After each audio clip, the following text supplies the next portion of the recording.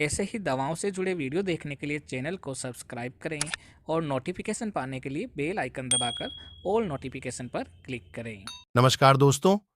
जब किसी घर के सदस्य को खांसी आने लगती है तो हम सोचते हैं कि खांसी की कौन सी दवा लें जिससे हमारी खांसी ठीक हो जाए, क्योंकि मार्केट में अनेक प्रकार की खांसी की दवाइयां आती हैं जिससे व्यक्ति कंफ्यूजन में हो जाता है। आज हम बात करेंगे खांसी के अलग अलग प्रकार के बारे में और उनमें काम आने वाली बेस्ट कफ सिरप के बारे में।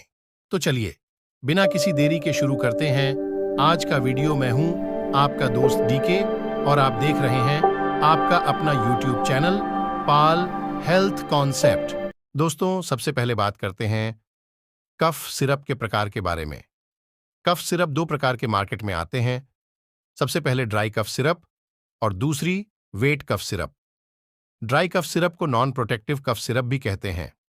नॉन प्रोटेक्टिव कफ सिरप जिसके अंदर सूखी और बिना बलगम वाली खांसी में काम आने वाली दवा है, कफ का प्रोटेक्शन नहीं हो रहा है या बलगम नहीं बन रहा है, यानी कि ऐसी कफ सिरप जो सूखी खांसी में काम में आती है उसे हम डेक्स्ट्रोमेथार्फिन सिरप कहते हैं।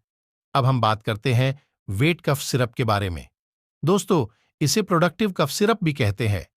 प्रोडक्टिव का मतलब ऐसी खांसी जिसके अंदर बलगम का इन्फेक्शन हो रहा हो, यानी कि आपकी छाती में बलगम या कफ जमा हो रहा है तो उसे हमें बाहर निकलना है और जो हमारा एयरवे है उसे क्लियर करना है, तो उसके लिए आपकी वेट कफ सिरप काम में आती है। तो दोस्तों, अब बात करते हैं सूखी खांसी में कौन सा कफ सिरप लेना है और बलगम वाली खांसी में कौन सा कफ सिरप लेना है। तो दोस्तों, सबसे पहले हम देखते हैं अगर कि व्यक्ति के अंदर केवल ड्राई कफ हो, यानी कि मात्र उसको सूखी खांसी आती है या उसके अंदर बलगम नहीं निकलता है, तो वहां पर डेक्स्ट्रोमेथार्फिन दिया जाता है D4 ड्राई, यानी डेक्स्ट्रोमेथोर्फिन, यानी ड्राई कफ सिरप लेना है। दोस्तों, अब हम बात कर लेते हैं दूसरी कंडीशन जिसमें मरीज को सूखी खांसी आती है और साथ ही साथ उसकी नाक बह रही हो, यानी कि ड्राई कप और रिंगिंग नोज की कंडीशन है। तो दोस्तों, अगर ऐसी कंडीशन है तो डेक्स्ट्रोमेथार्फिन के साथ में क्लोरोफेनिरामिन या फिर डीफेनहाइड्रामिन का कॉम्बिनेशन दिया जाता है। दोस्तों, यहां पर जो कफ सिरप है उसमें ड्राई कफ के साथ नाक आती है, तो डेक्स्ट्रोमेथार्फिन तो आपकी ड्राई कफ को खत्म कर देगा, जबकि क्लोरोफेनिरामिन, जिसे हम कम CPM भी कर भी कहते हैं, या फिर डाइफेनहाइड्रामिन, ये आपकी रिंगिंग या नोज दोस्तों ठीक कर देगा, यानी कि आपकी जो नाक बह रही है उसे ठीक करेगा। दोस्तों, कई बार हम मार्केट में जब कफ सिरप लेते हैं तो वहां पर सेफिक्स या पीछे की तरफ कैपिटल D या फिर DX लिखा रहता है। D या DX का मतलब होता है कि उस दवा के अंदर डेक्स्ट्रोमेथार्फिन इंक्लूड है। यह सूखी खांसी के लिए है।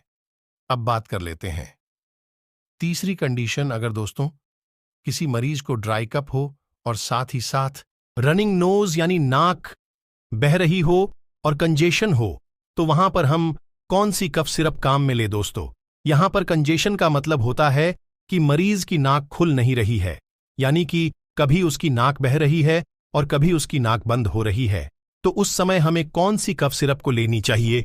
दोस्तों, देखो यहां पर ड्राई कफ होती है तो इसका मतलब डेक्स्ट्रोमेथोर्फिन काम में लिया जाता है या लेना है। इसके साथ ही हमें क्लोरोफेनिरामिन और फेनिलेफ्रिन का कॉम्बिनेशन काम में लेना है। यहां पर डेक्स्ट्रोमेथार्फिन ड्राई कफ को ठीक कर देता है, क्लोरोफेनिरामिन रिंगिंग नोज को ठीक कर देगा और फेनिलेफ्रिन आपको कंजेशन को ठीक कर देगा।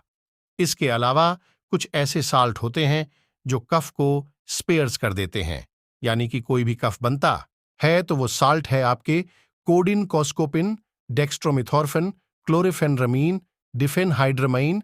ये सारे के सारे सूखी खांसी के काम में आते हैं। दोस्तों, कोडीन पर तो अभी मार्केट पर बैन लगा है, पर उसकी जगह पर कोडीन प्लस ट्रिप्रोलाइडाइन के साथ आया है।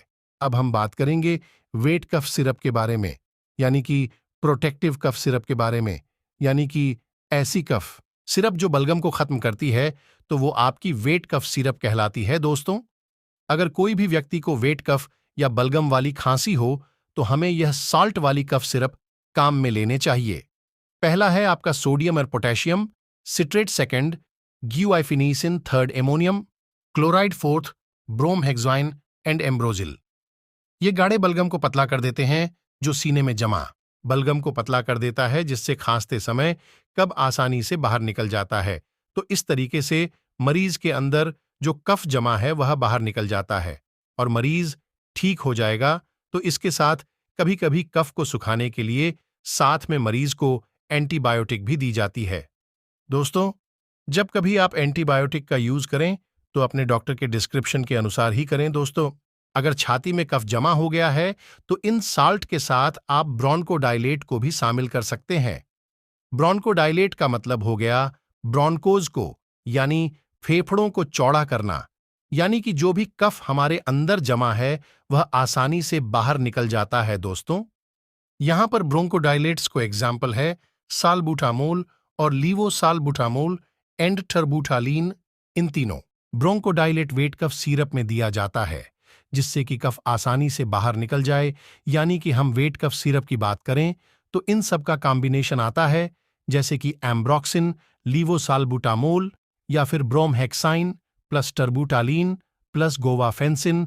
इस तरीके से आपको कई ब्रांड नाम से मिल जाएंगे। दोस्तों, अगर कभी भी बोन को डायलेट कफ सिरप काम में लेते हैं तो आपके शरीर में पैल्पिटेशन होने के संभावना रहती है।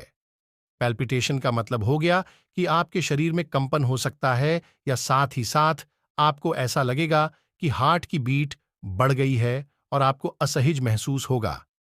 तो दोस्तों, जब कभी भी आप ब्रोंकोडाइलेट्स कफ सिरप ले तो इस चीज का ध्यान रखें कि इसकी वजह से पैल्पिटेशन, नर्वसनेस या फिर रेस्टलेसनेस, ट्रोथेरिट्रिसन हो सकता है। अगर ऐसा होता है तो आपको इसकी डोज कम कर देना है, या फिर जब कभी भी आप इस तरीके के कफ सिरप ले रहे हैं तो आपको डॉक्टर की सलाह पर ही यह कफ सिरप लेना है। तो दोस्तों, यह थी जानकारी वेट कफ सिरप के बारे में। दोस्तों, अब बात कर लेते हैं इसके दोस्त के बारे में। इस दवा को कितनी बार, मात्रा में, कब और कैसे लेनी है और इसे कौन कौन ले सकता है। तो दोस्तों, 6 वर्ष से 14 वर्ष तक के बच्चे 2.5 ml से 5 ml तक सुबह शाम और अधिक दिक्कत होने पर दिन में 3 बार दिया जा सकता है। और बात करें वयस्कों की तो इसे 5 ml से लेकर 10 ml तक इसको सुबह व शाम या फिर अधिक खांसी या अधिक दिक्कत होने पर दिन में 3 बार दिया जा सकता है। और अधिक जानकारी के लिए अपने डॉक्टर से जरूर कंसल्ट करें। तो दोस्तों, यह थी जानकारी कफ सिरप के बारे में। अगर वीडियो पसंद आई हो तो हमें कमेंट कर अपनी राय दे और साथ ही साथ हमारे चैनल को लाइक और सब्सक्राइब कर बेल आइकन अवश्य दबाएं।